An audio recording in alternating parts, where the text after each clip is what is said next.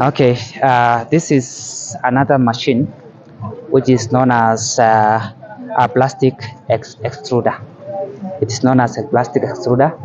So the main function of this machine is actually to melt the plastic material into liquids to make it from a solid state or from a pellet state to liquids.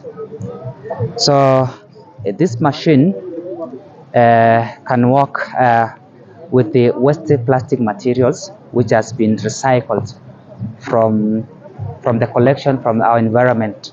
So you can make it, you can come and melt it from this machine, and this machine can melt up to 120 liters in half an hour of plastic materials. So when you melt this, this machine have a motor, and it has also a PTO. And the main function of this motor and PTO is to move the plastic materials towards this other area, which can be melted by these elements. These elements can heat up to 200 or 300 degrees centigrade. So if these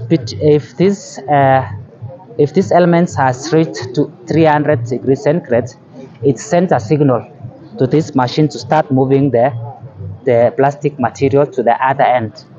And the plastic material from this part to this area is still solid, but after this area it becomes liquids, and you can now collect it in a liquid form. And when you have collected it in a liquid form, you put into these molds. We have some molds, different types, shapes of molds. So these molds and this other one, you can fix it together. You can fix it together like this, and then it has a hole here where you can pour your plastic into that mold. And after some few seconds, then you can open these molds, and you come up with a plastic material like this. So you can come and change, put some logs here, and you put some hinges, and you come up with a CPC kit. So this is what we call a CPC kit, which has been made from a waste products of plastics, and make this box. So this box can be used to store our CPC materials, which our students can use, a pupil can use it to learn and store their things safely.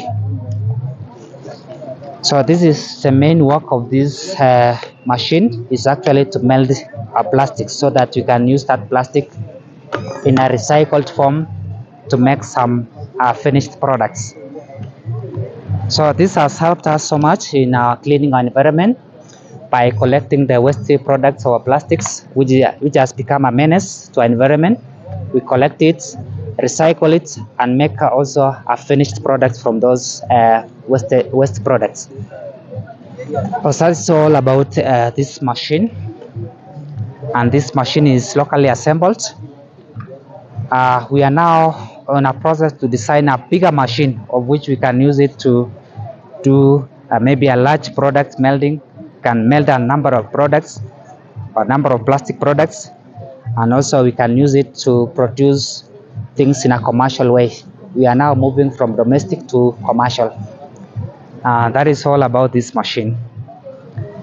Not unless you have a question here, a question about this machine, so you can continue. So this machine has three main parts. First part of this machine is a motor. We have a motor here, and the main function of this motor is actually to move the materials towards the furnace area. And this machine is actually interconnected with the signal, with the sensors, so that when the temperature goes up to a designed temperature, specific temperature, then it sends a signal to the machine, to that motor. We also have the other part, which is where the materials, you can collect your materials, or where it takes the material from, is these other parts. So it can take material from this part, then that material flows to this end by use of a PTO, which is controlled by this motor.